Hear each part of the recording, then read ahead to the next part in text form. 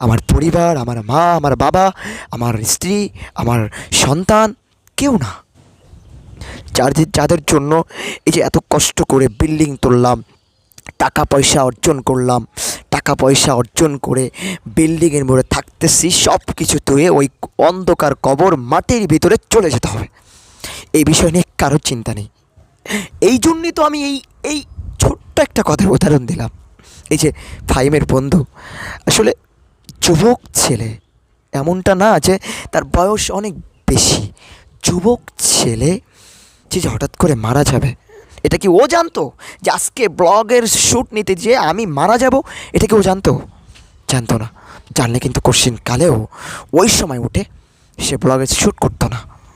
এই জন্য আমি আপনাদেরকে হাতে ধরবো রে ভাই, বোঝেন, বোঝেন না? কতদিন থাকবেন দুনিয়ায়? কতদিন দুনিয়ার সুখ মানে নিজের ভিতরে রাখবেন বলেন তো? কতদিন? পারবেন না ভাই, পারবেন না বেশি দিন। প্লিজ ভাই, হাত জোর করে বলছি, প্লিজ, এই যে যাদের জন্য আপনি এত ইনকাম করছেন না, এত কষ্ট করছেন না, আল্লাহকে ভুলে নামাজ কালাম সব কিছু বাদ দিয়ে, কোরআন তেলাওয়াত বাদ দিয়ে, সব কিছু বাদ দিয়ে যাদের জন্য আপনি এত পরিশ্রম করতেছেন না, বিশ্বাস করেন একদিন তারাই আপনার বুকে লাথি মেরে ছুঁড়ে ফেলে দেবে, ছুঁড়ে ফেলে দেবে। কেউ কেউ আপনাকে নিয়ে ভাববে না, কেউ না, কেউ না, নিজের মা বাপ কেউ না, সবাই আপনাকে ভুলে যাবে, সবাই। সেদিন আপনার জবাব আপনাকেই দেওয়া লাগবে। কে কত আলেম, কে কত বড় মুহাদ্দিস, কে কত বড় বুজুর্গ, এটা দেখা হবে না, আমল দেখা হবে, আমল। আমি বলছি না যে আপনি সারাক্ষণ দুনিয়ার সব কাজকর্ম বাদ দিয়ে আপনি আমলের পিছনে ছুটবেন, আমি এমনটা বলছি না, বিশ্বাস করেন।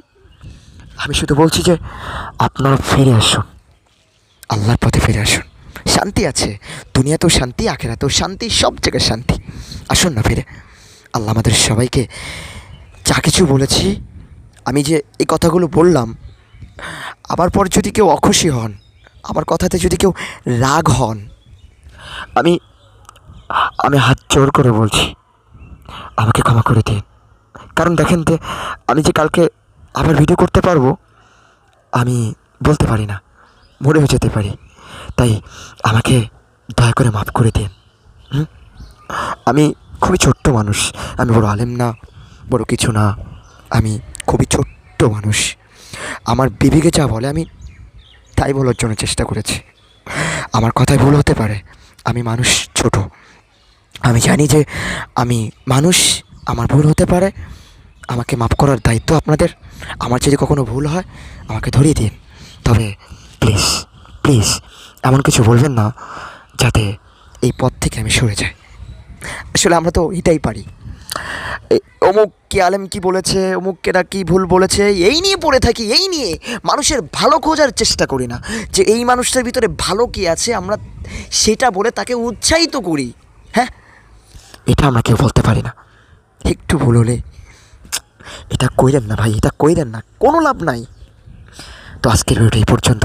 ভালো থাকবেন, সুস্থ থাকবেন। আমার জন্য, আমি অনেক গুনাহগার, আমার জন্য একটু আল্লাহর কাছে দোয়া করেন, আল্লাহ যেন আমাকে মাফ করে দেয়।